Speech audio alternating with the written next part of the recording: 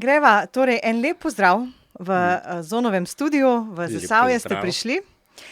To bo, kot sem vam glihkar povedala, tudi naš prvi zunanji podcast, torej ste častni gost prvega našega zunanjega podcasta, ki ga ne delava sami z Marušo v uredništvu. Torej še dodaten pritisk, ampak upam, da bom upravičil to čas, da sem prvi gost, predvsem pa se veselim sproščenega in upam, da tudi dobrega pogovora. Vsekakor sem prepričana, da bo tako. Pa dajva najprej Simon Maljevac, minister za solidarno prihodnost, član Levice in pa tudi poslanski kandidat. Kaj še ne vemo, kaj vse še ste? Mislim še marsikaj. Prvo besedo, s katero se vedno rad opišem, je beseda aktivist. Mislim, da to je beseda, ki me spremlja že celo svoje življenje. Preden sem vstopil v politiko, sem bil aktiven na civilno-družbenem področju, predvsem na področju človekovih pravic, pravic LGBT oseb, in v bistvu to svoje neko politično delovanje, tudi zdaj kot minister ali prej, ne vidim čisto nič drugače, sam ne ločujem med tem, kaj je politično, ni politično, ampak celotno svojo pot dojemam kot neko obliko poskusa, da pomagam vzpostaviti družbo, v katero verjamem, v kateri hočem tudi sam živeti, in mi ni všeč, ko se kakšen izogiba besede aktivista, kaj takega, ampak sam si jo s ponosom nosim, in tudi delovanje v zdaj ti politiki ne vidim čist nič drugače. Ampak saj beseda ni pomembna, bolj so pomembna dejanja, a ne? Tako je. Katera so tista dejanja, mogoče, ko bi zase rekli v teh zadnjem desetletju, ko ste res ponosni nanj? Ja, prvič je vztrajnost. Imam zelo zanimivo osebno izkušnjo, da, kot sem omenil, sem se boril za pravice LGBT oseb. Bil sem tako rekoč vseh bojih, za kar se tiče zakonsko izenačitev istospolnih in raznospolnih parov, torej za poroke. Sodeloval sem pri obeh referendumih, v ozadju deloval, kolikor sem lahko, in se mi je pripetila taka zanimiva situacija, da sem bil vedno na tisti drugi strani, pa sem bil na začetku tega mandata v vlogi državnega sekretarja, takrat na Ministrstvu za delo, sem imel priložnost pa s strani vlade kar naenkrat zagovarjati to izenačitev, ne. Tako da je bila ta zanimiva izkušnja te zgodbe, ki je trajala dejansko 15-20 let mojega življenja, jo videti skozi vse faze v različnih vlogah, in mislim, da to je ena točka, ki mi je pomembna je konsistentnost. Tu se tudi sam trudim biti konsistenten v politikah, v tem, kar hočemo narediti. Nisem mogoče na prvo žogo tisti, ki je najbolj glasen ali pa najbolj agresiven na nek način v svojih nastopih. Lahko pa rečem pa, da sem tisti, ki ga ni glih najlažje premakniti, tudi zaradi moje teže, ampak tudi drugače, in to je bilo tudi moje vodilo v obdobju, ko sem minister, torej da za ideje, ki smo si jih kot ekipa v začetku postavila, stojimo, aktivno delamo. Danes sem tu v Hrastniku imel polaganje temeljnega kamna za stanovanja, pa tudi hotel sem narediti nek prerez mandata, kaj smo naredili na stanovanjski politiki, in lahko rečem, da tisto, kar smo govorili na začetku, torej jasno financiranje, imamo 1 milijardo evrov pod jasnimi pogoji, 1% obrestna mera za tisti, ki hoče graditi, pa 30-letna ročnost za gradnjo javnih najemnih stanovanj. To je bil naš cilj in to smo dosegli, ne. Torej, ta konsistentnost, podobno na področju dolgotrajne oskrbe, to je tudi tisto, kar me je privleklo k stranki Levica, v kateri sem. Torej konsistentnost politik, jasnost, pa zdaj malo skačemo od osebnega do političnega, ampak vse konec koncev Bova šla, kamor naj jo je popelje. politično, ne. Mislim, da to je tudi stav, ki mi je zelo blizu.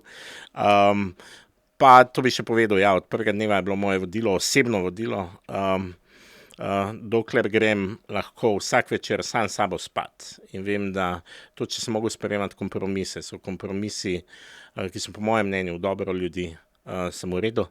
Zdaj so 4 leta mimo, nisem imel še noči, ki bi obžaloval. Se pravi, vam ni problem včasih tudi priznati, da vaša rešitev ali pa ideja ni bila najboljša, in popustiti, ker ugotoviš enostavno, da je nekaj lahko boljše ali morda boljše za širši krog? Ja, zagotovo. Jaz mislim, da ne samo dialog, ampak pogovori so nujno. Tudi vedno pred odločitvijo rad pridobim čim več mnenj in različnih mnenj, ne istih.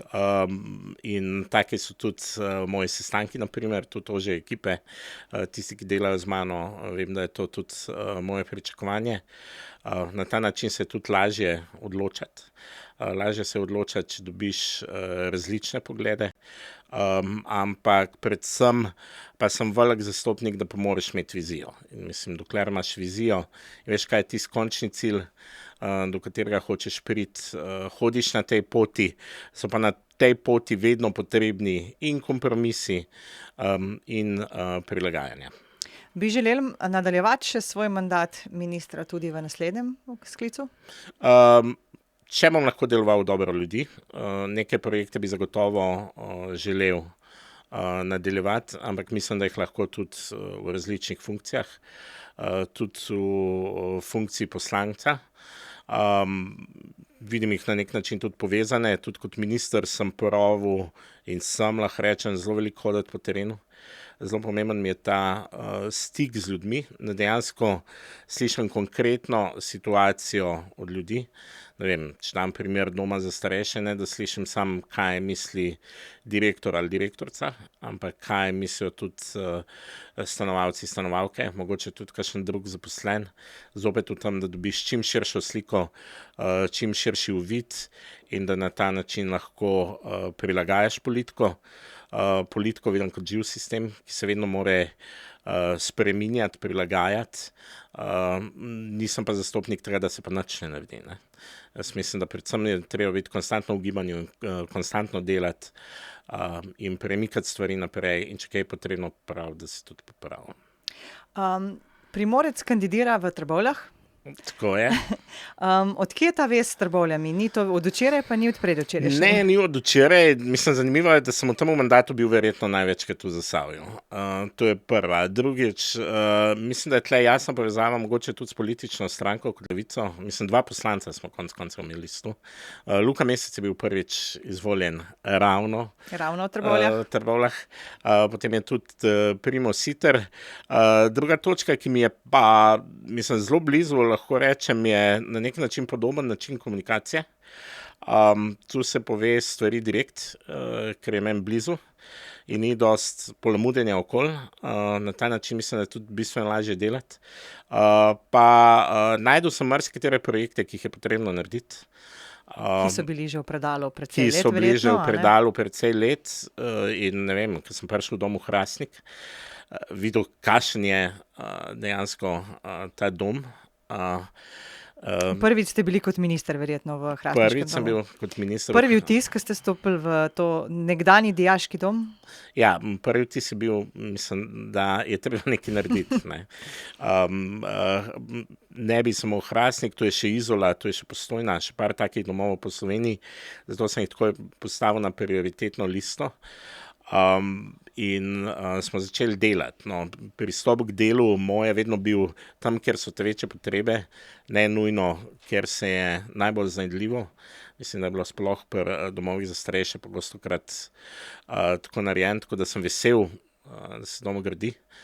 Mislim, da bo velika sprememba za ljudi, ki živijo v domu. Naslednji izziv je zdaj, kaj bomo s tem domom.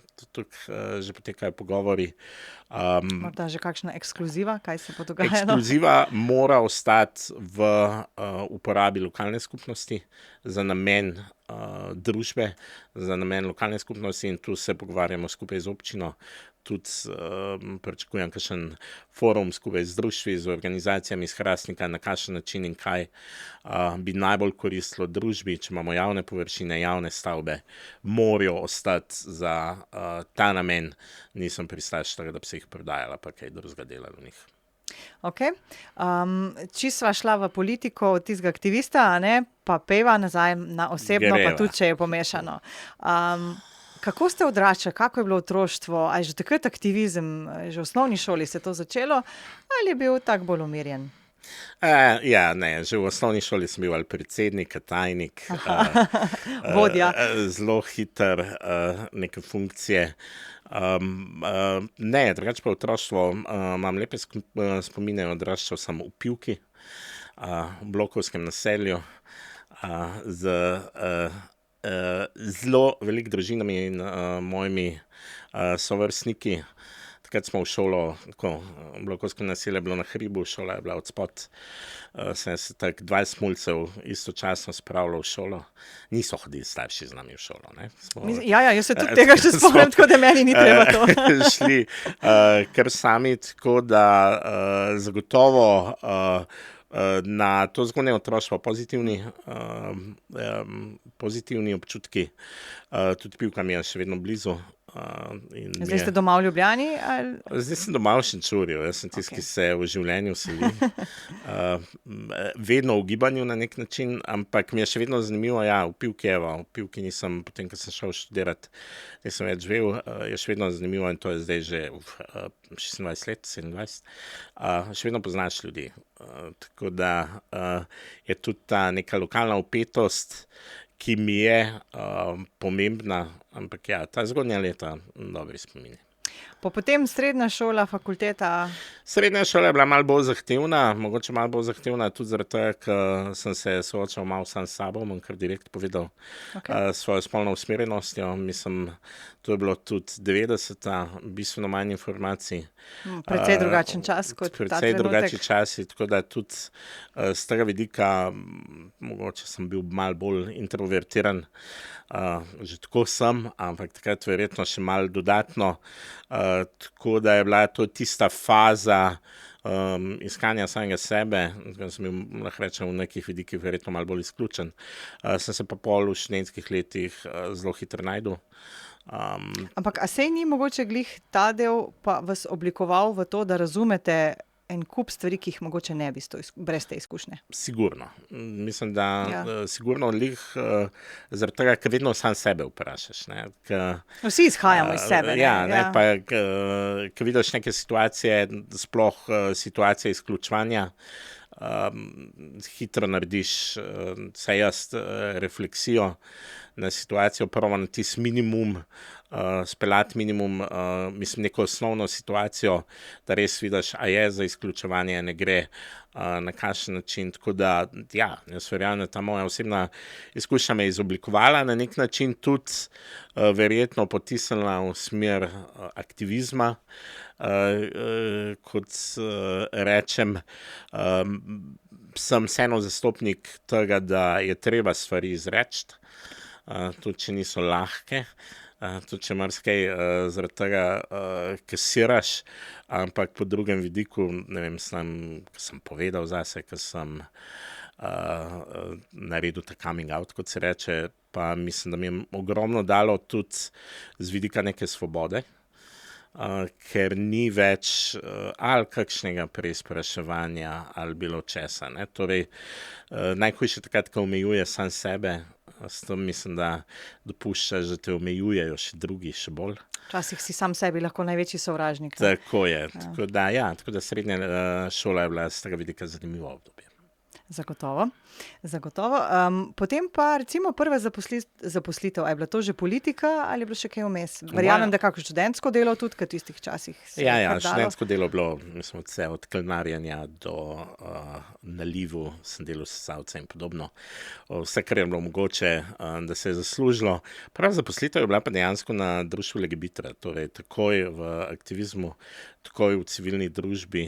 Nevladni organizaciji. In takoj nek stik z politiko, mogoče na malo drugačen način, ampak kakor sem rekel, jaz dejansko ne razločujem enega in drugega. Sem še eno besedo, ki me mogoče opiše, sem pragmatik. Mislim, da vedno je treba iskati načine, kako boš dosegel tisto, v katero verjameš. In to sem pot nikoli, nisem skrbel slišal, da bi ali bil minister, kaj takega, mislim tudi, da bi bil aktivist, nisem prej. Mislim, jaz ne poznam človeka, ki bi rekel v 12 letih, bom minister.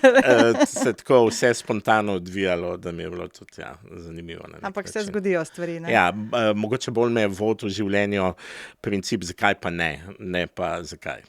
Ok, cool. Ali bodo volivci, če vas izberejo, izbrali kandidata za 4 leta ali za dolgoročno delovanje v politiki? Mislim, da moja zgodovina že dokazuje, govorimo o dolgoročnem delovanju v politiki. Mislim, da sem se tu najdel, kljub vsem pritiskom, ki so na mestu, ampak si ne predstavljam, da bi delal kaj drugega, kot da bi šel ven iz tega polja takšnega ali drugačne oblike aktivizma. Ok, Levica, to je bil prvi tak stik iz aktivizma v politiko mogoče. Kako ste se našli? A so imeli toliko pomembnih vrednot, da ste si rekli, ok, to je to? Deloma oziroma direkt je povezan. Ne? Prvi stik je bil dejansko preko referenduma 2015. Tisti, ki se spomnite, takrat je bil drugi referendum glede izenačitve istospolnih in raznospolnih skupnosti. In takrat, vedno sem spremljal politične stranke, lahko direkt povem, in mi je bila politika na nek način zanimiva, ampak tu sem dobil prvič občutek, bom kar direkt rekel, da ni nič v ozadju. Pa je še vedno ta občutek prisoten? Še vedno je ta občutek prisoten. In to je bil prvi vidik, ki je bil pomemben, da je bilo res zbirka ljudi, ki ne da se vsem strinja, ampak ima vseeno neko skupno, vsaj širšo vizijo, kam hočemo iti, pa da se nekaj naredi. Če bi se to spremenilo, bi se umaknili iz Levice? Ja, mislim, to mi je osnova, v kateri se vidim. Tako da ta vizija je meni osebno pomembna, da vem, zakaj delam in v katero smer hočem iti in hočemo iti kot stranka. Ok. Zasavje, prej sva že govorila o domovih starejših, pa greva še na stanovanja, tudi to spada pod vaš resor. Zdaj, mogoče samo najprej to solidarna prihodnost. A je to tisto, kar vam je bilo najbolj pisano na kožo, ali ste kolebali med 2-3 ministrstvi, recimo? Ne, na koncu sem se najdel čisto v teh temah, čeprav na začetku so bili pogovori, da bi bil minister za delo, družino, socialne zadeve in enake možnosti, kar je tudi zelo velik tem, ampak zdaj si ne predstavljam.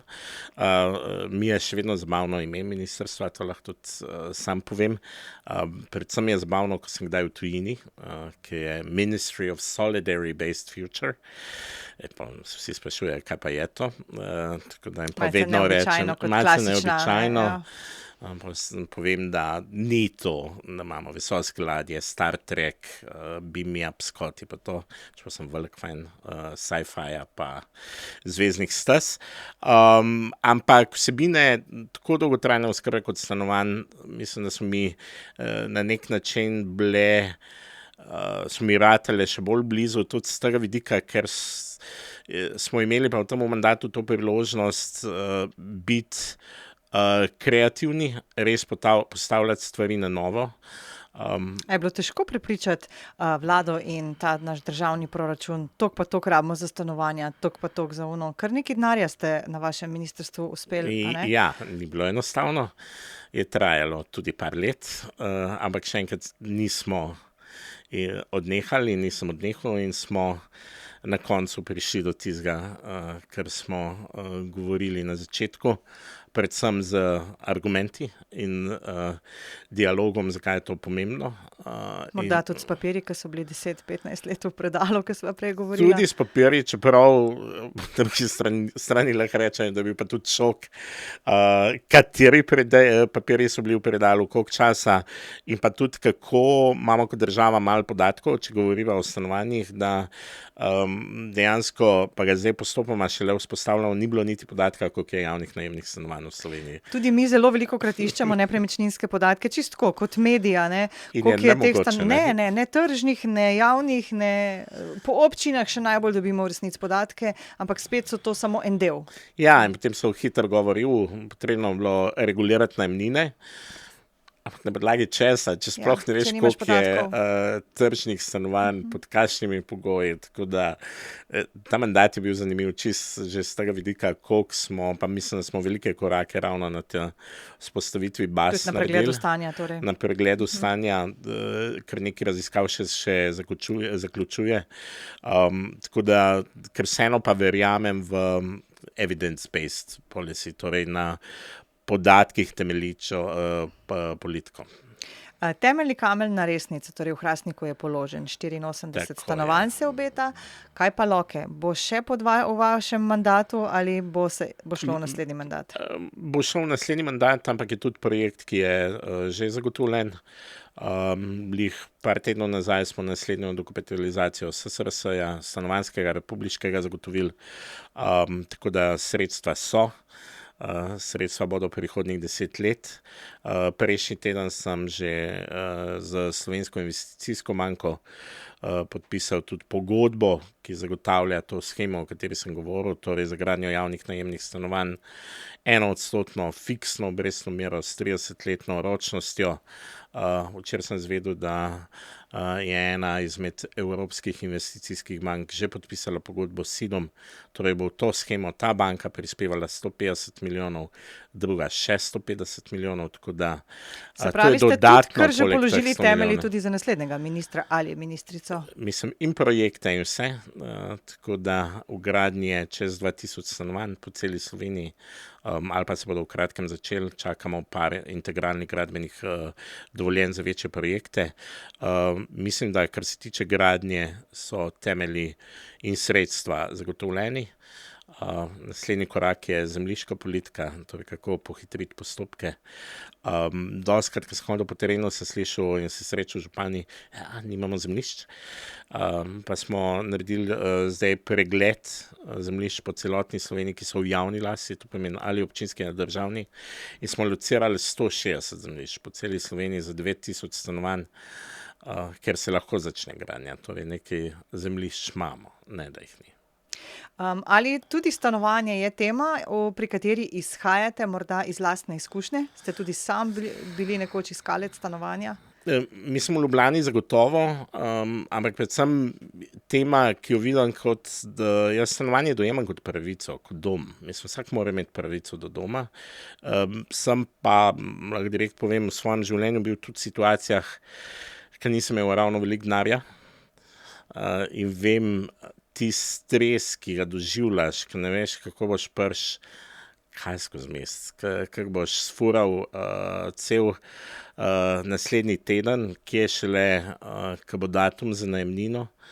Tako da vem, pa mi ne bo noben rekel drugače, koliko te to determinira v tistem trenutku, ko si v tisti situaciji, dejansko ti ne moreš takrat razmišljati, kako se boš še, ne vem, dodatno razvijal, pa ne vem, dodatno rasel. Ampak golo preživetje, ne? Golo preživetje, ki te 24 ur na dan okupira in okupira vse tvoje misli, tako da z tega vidika vidim stanovanjsko politiko kot tisto osnovo za razvoj, torej šele, kad ti veš, da boš tam lahko bil, da boš bil dolgoročno z neko normalno najemnino, potem lahko naprej začneš razmišljati, kako pa kaj, zato smo hoteli in tudi smo dali mlade kot prednostno kategorijo in mlade družine, torej da bo več teh stanovanj namenjenih ravno njim, ker mislim, da šele to je tisto, ki ti omogoča, da se naprej razvijaš. Bolj ko vrtamo vas, več izkušenj vidim, da je bilo skozi življenje in verjamem, da so vse te tudi pripeljale do teh trenutkov danes. Ampak če bomo postregli mladim ali pa ostalim z vsem tem, teh izkušenj ne bo, ali se bo potem zadeva obrnila drugače, pa jim bo to samoumevno, nepomembno? Ne, jaz mislim, da ne. Jaz mislim, če že to, par tednov nazaj smo v Ajdovščini, na primer, odprli 4 manjše hiške, malo čez 70 kvadratov, prav za mlade in mlade družine. 4 pari so se vselili. Ampak so bili pari, stari, ne vem, 19-20 let. Najemniško je to. Najemniško za 10 let, mislim, interesa je bilo zelo veliko, ampak mislim, da je že to. Čim ti omogočaš nek prehod, da ne rabijo biti doma v zgodnjih 20-ih, ne, in je že se sooča z nekimi dnevnimi situacijami, ki jih moraš reševati, pa jaz mislim, da tudi ne rab vsak nujno težke situacije v življenju, da se bo zdaj bo pa v redu, ampak predvsem situacije, v katerih se mora odločati, pa se znati postaviti tudi sam zase. Ne? Tako da te situacije, ki jih moramo spostavljati za mlade. Kakšne so želje vas kot Simonja Maljevca na osebnem in političnem nivoju za prihodnost? Na političnem nivoju, da uspešno peljemo politike naprej, ki smo si jih zastavili, ki v ospredje postavljajo ljudi, da bo dolgotrajna oskrba polno zaživela. Vem, da je tak ogromen projekt, ki od prvega dneva mogoče niso vsi verjeli vanga, zdaj je že malo boljš, je pa še zelo veliko dela v prihodnjih letih. In isto mogoče tudi osebno, mogoče se celo preveč identificiram osebno preko dela, ampak ne vidim tega nujno kot slabega. Mogoče še ena izkušnja tega življenjska, ki je meni refleksivno zanimivo delovala, ker sem se prvič znašel v službi, ker sem mogel kartico prisloniti, pa nisem vedel točno, kaj bom delal cel dan. Mi je bilo najbolj ogrožujoča situacija. Na nek način. Kartico prislonite. Ne kartico ker ne vem, kaj bom delal. Ker nisem vedel točno, zakaj sem tam. Okay. Tako da, ker nisem točno vedel, zakaj sem tam, to je tisti, ki me je najbolj ubijal. Vem, da sem bil sam par mesecev v tisti službi. Sem potem domov hodil noro utrujen. Pa ne fizično, verjetno, ne? Ne fizično, ampak mislim, 4 sem prišel, sem mogel iti spati. Tako da mi je bilo to zanimivo. Tako da na nek način ta konstanten pogon, ampak za neko vizijo se preko službe tudi deloma definiram. Čez nekaj let bi pa verjetno hotel tudi malo, ampak še čez nekaj let tudi malo izprešti, pa biti malo več doma, pa kakšne projekte vrt me vedno bolj mami, kaj podobnega. Ok, ampak zdaj še nekaj časa vas pričakujemo, a ne? Seveda, v tem še kar nekaj. Aktivnem krogu. Morda tudi kako mesto premierja, vam je tukaj? Ne razmišljam o funkcijah, mislim, da ni zdaj kdo ima katero funkcijo, verjamem v ekipno delo. Tako da tam, kjer bom lahko največ prispeval k neki skupni viziji družbe, tam bom poskušal delovati. Okay. Spet se bova vrnila v Zasavje, ne morava mimo Zasavja. Kot vidite, tudi vi ne morete mimo Zasavja, skozi se nekako tukaj pojavljate. Zagotovo imate kako zgodbo, ko ste bili tukaj. Tako prijetno, zabavno. Mislim, zgodb je več. Mislim, se imava čas. Ja, ne, mislim tako, prvič prišel sem, mislim, že leta nazaj, ampak mogoče zdaj v tem mandatu, ker Primo Siter me pripeljal, mi tako je vse razkazal. Zanimiva izkušnja bila, to je bila mogoče, ja. Tu smo imeli par let nazaj kot Levica tudi kongres stranke. Ki sem bil takrat glavni organizator, da sem bil zelo pod stresom, ampak me je delovski dom Trbovljah zelo pozitivno presenetil, tako da je bil zelo dober dogodek. Zdaj, zadnje tedne me je Leko malo peljal tudi po raznih gostilnicah, barčkih in podobno. Se ful veliko jih nimamo, tako da. Zelo veliko jih ni, ampak je bila dobra debata, dobra izkušnja. Ker mi je res pomemben ta stik z ljudmi. Tako da marsikaj, same prijetne izkušnje. Videl sem danes tudi eno malce manj prijetno. V Trbovljah so, ker je bil moj plakat v izložbi, poleg naše pisarne, razbil to vitrino, tako da. Ampak to je del, nažalost, tega. To je del politike. Nažalost smo prišli do tega, da je tudi to del politike. Okay. Kaj pa kakšna zabavna zgodba, kakšna taka gajstna mogoče? Da bi prav bila kakšna taka glasna, še nimam. Okay.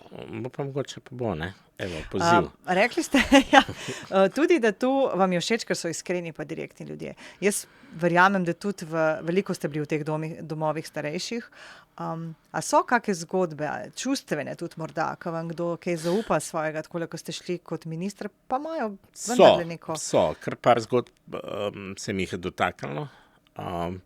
Stavek, ki ga vedno rad povem, pa mislim, da idealno opiše situacijo s koga.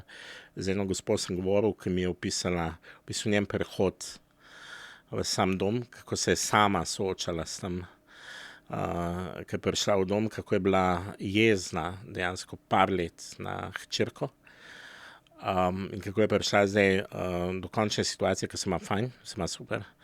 Ampak ja, zaključila vseeno, imamo se dobro, nisem pa srečna. Ne? Torej vseeno ni to čisto isto, zato se je tudi zdelo pomembno dolgotrajno oskrbo osnovati na dolgotrajni oskrbi na domu, ki ne laufa še idealno, ampak verjamem, da skozi čas bo, pa naši domi delajo res v redu.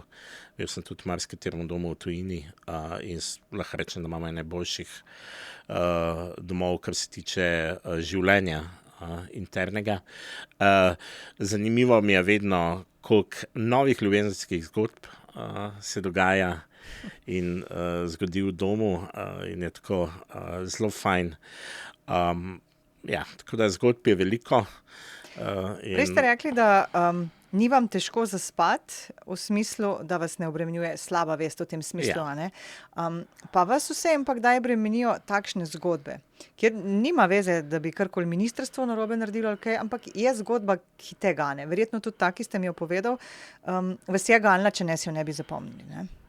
Ja, ampak to jemljem bolj kot vzpodbudo, da delam to, kar delam. To so samo ena izmed življenjskih izkušenj, ki jih imamo vsi. Predvsem je pomembno, da mi to povejo. Meni je zelo fajn, da se mi lahko ljudje odprejo. Da razumete situacijo, ne? In povejo, in mislim, da dostikrat izverim tudi sebe, ni nujno, da pričakujemo od nekoga, da bo nujno rešil situacijo, ampak da je rabo sam vendati pa povedati. Ne. Je pa to realnost življenja tudi. Ne. Nikoli in ne moramo biti čisto vsak dan srečni in veseli. Vsak od nas se vsaj v kakšnem obdobju v življenju znajde knitko. Glavno je pa, da imamo dobro podporo, pa verjamem v skupnost, verjamem v ljudi in takrat najbolj pomaga ravno to. Ne? Torej, stvari, ki so meni osebno strašljive, tudi ko govorim o starejših, je osamljenost, izključenost in to je nekaj, ki si sam pa marsikomu drugemu, mislim, samo bilo komu drugemu ne bi želel. Zagotovo je treba kot minister, pa tudi v vseh ostalih političnih funkcijah sprejemati neke odločitve, oziroma tudi včasih si sam nekje v dilemi, kaj je prav, pa kaj ni, oziroma vedno je za nekoga nekaj prav, pa nekaj ni. Kako se soočate s temi dilemami? Ali meditirate, ali mogoče, ne vem, si vzamete 5 minut premisleka? Kako si pomagate čez to? Ja, imate kakšne rituale?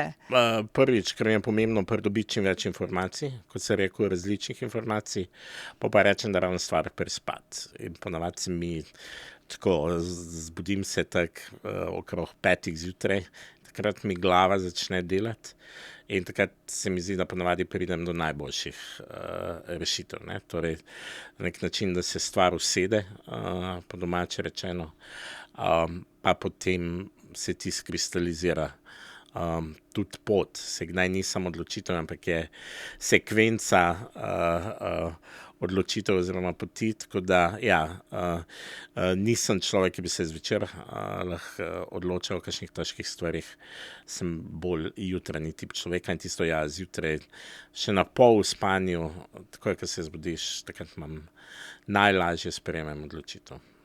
Koliko je situacij bilo v zadnjih letih, ko rečeš, dost imam, pejte stran? Mislim, da bi bilo prav do te točke, ne, jih je bilo pa zelo veliko, ki jih je. bilo takih, ampak mogoče mi je pomagalo pri temu neke odločitve, ki sem jih sprejel že na začetku. Ena, ki je osnovna in bi jo marsikomu, ki razmišlja o vstopu v politiko, da jo sprejme, je, da sem se odločil od prvega dne, da komentarjev ne bom bral. In kdaj jih preskrolam, ampak da bi jih bral, pa ne. Ker mislim, da to je kontraproduktivno. Je pa sploh obdobje, ko imaš občutek, da se zaletavaš v zid in da se stvar ne premakne, pa imaš občutek, da se premakne, pa se drug dan nazaj sesuje. En korak naprej, dva nazaj. Je tisti, ki je kar naporno, ampak ta mandat sem sigurno imel srečo z ekipo, ki jo imam v kabinetu. Mislim, da smo bili vsi entuzijasti in te potem to dvigne. Dvignejo te ljudje, ki so s tabo. Tako mešana, ne? Vedno, ljudje smo si zelo različni, ne? Eden je ki za vsako stvar reče, to ne bo šlo, potem en je tisti, ki dejmo na vsak način, en je tak, ne, mislim tako, pač imamo te psihološke profile, ki so ponavadi. A je tudi vaša ekipa taka mešana, da se... Seveda, točno taka. In kateri ste vi v tej ekipi?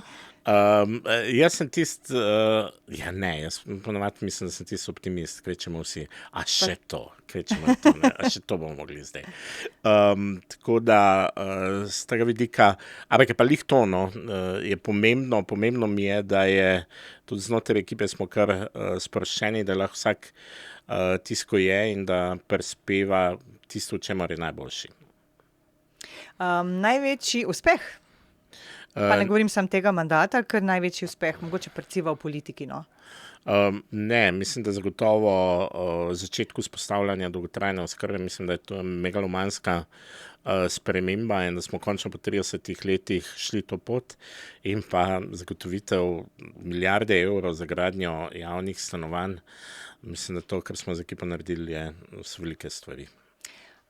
Kaj pa je neka taka vaša želja za naprej, taka konkretna, da bi radi, da se zgodi ali na področju tega ministrstva ali na področju nekih vaših strankarskih želja, tako, neka konkretna, ali to govorimo o zakonu kakšnem, tako? Ne, predvsem prvič, da ne samo, da stvari zaživijo, ampak da se bo še naprej stvari delali sistematično. Zdaj govoriva o stvarih iz Ministrstva za solidarno prihodnost. Ampak širše. Jaz mislim, da hotel bi, da bi kot družba, res kot družba in kot Slovenija, prišli z neko vizijo družbe, ki jo hočemo in v tej smeri delali, a pa se vsaj o tem več pogovarjali. Sam verjamem v socialno družbo, ki temelji na javnih dobrinah. Mislim, da je to zelo pomembno, tisti minimum zagotovljen čisto vsem. In mogoče je to tisti, ki mi kdaj umanjka v politiki, torej da tudi stvari, ki smo jih mi delali, se ne morejo pokazati takoj in niso mogoče na nek način najbolj priljubljene, lahko tisti trenutek imajo pa nek dolgoročni vpliv in jaz upam, da ne bo nekdaj politika zašla v pot iskanja všečkov. A se vam zdi, da še ni? Rečeno, mislim, mogoče v nekih vidikih, ampak vsaj tisti, ki se jo dela, ne, ampak da je res, vsaj sam sem svojo funkcijo videl kot tisto, da moram na njej poskušati narediti prvič za tisto, ker smo kot Levica dobili glas in to je tisto, kar verjamemo. Moja naloga je, da poskušam to izpeljati. Rekli ste, da komentarjev ne berete, vsaj res ne pretirano, so pa zagotovo komentarji tudi v živo, na kakih shodih, srečanjih, karkoli. Kako se soočate? Pa ni važno, a so na račun vašega dela, vaše usmerjenosti, vaše osebnosti, karkoli. Ampak to je tista točka, ki je zanimiva, ker negativnih komentarjev tako v bistvu ni. Iz oči v oči je to malo težje narediti. Jih ni, bistveno težje so, dobivam, mislim, prav sporočila, tudi grožnje smrtjo in podobno, ne v komentarjih, mislim pa tako kot to. Poznamo tudi mi uredništvo. Ampak da bi pa osebno, je mogoče kakšna opazka, ko nekdo gre na hiter mimo, ampak da bi pa kdo prav se ustavil, pa, no, to pa ne. Zelo veliko pa pozitivnih, to pa definitivno. Tudi v Zasavju, pa s konkretnimi vprašanji, kam je pa tudi fajn. Ne? Ker je tudi prav, ne? Včasih že z seveda. vprašanjem tudi marsikaj povedo, kakšna je situacija v nekem. Ja, pa tako, ne. Mislim, zanimivo mi je bilo zdaj, ker sem še več bil okolje in še več govoril z ljudmi, ne. Dejansko dobiš občutek, kaj so tiste točke, ki jih skrbijo. Kje jih čevelj žuli. Kje jih čevelj žuli. Eno je zagotovo in je prav otroci z redkimi boleznimi.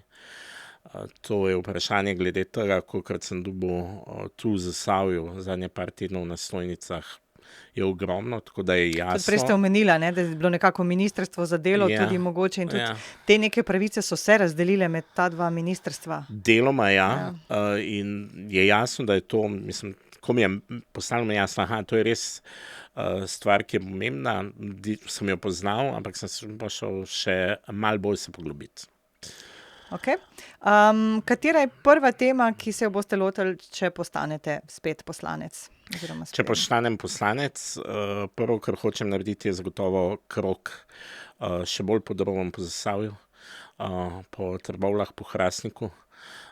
Zdaj slučajno sem se ustavil tudi na obrtni zbornici. Res me zanima, kaj so tiste konkretne situacije, s katerimi se ljudje soočajo, tudi razne organizacije. Ne pravim, da bom vedno lahko pomagal. Nisem tudi tega mnenja ali stališča, ampak se mi zdi pa pomembno, da vem in sem lahko pozoren po tem, kar se vse dogaja, in pa verjamem v delovanje od spodaj navzgor, zopet kot aktivist. Mislim, da kakšne pobude in tu v Zasavju ste zelo dobro v tem. Torej po volitvah, če boste poslanec, pričakujemo, da vas srečamo nekje na ulici. Lih tokrat kot do zdaj, pa še večkrat zagotovo. Okay. Kaj vam je v Zasavju najbolj všeč? Ljudje. Dobesedno to. Sproščenost, pa da ne rabim se ukvarjati s tem, kaj si kdo misli, ker tisto, kar si mislim, je že povedal. Brez skrbi. In to je, mislim... Okay, peljali so vas po gostilnah, so vas peljali še kam drugam izven gostiln? Ja, mislim posod, tako da dobra izkušnja. Torej, če boste izbrani, vas lahko pričakujemo, da vas srečamo nekje v telem našem okolišu. Tako je. Da boste še kako stvar dobro založili za našo regijo, ko se bo odločevalo. Nujno, marsikaj je še za narediti. Zasavje je ena posebna regija. Se vam zdi, da bi jo lahko primerjali z vašo otroško regijo, ali kako ne rečem, rojstno regijo? V mnogo vidikih, ja. In mogoče tudi zaradi tega mi je blizu. In ja, predvsem pa se mi zdi, da ljudje na nek način, zelo podoben način razmišljanja, pa tudi ta pristop, jaz ne vem, tudi partner, ki je prvič spoznal mojo družino, je bilo njemu šok, ker prva stvar, ki so naredili, so ga nadarali.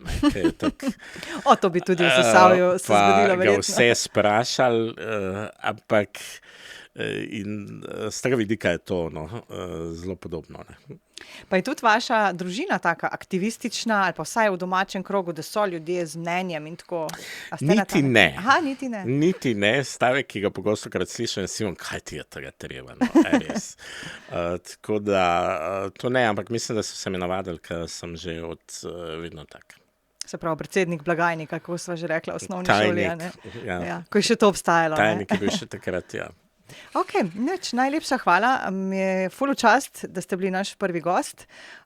Če boste v tem okrožju tudi izvoljen, zagotovo vas še povabimo pred mikrofon. Super, hvala. Če ne, pa se srečamo na eni ali drugi ulici, a ne? Tako je. Najlepša hvala. Hvala.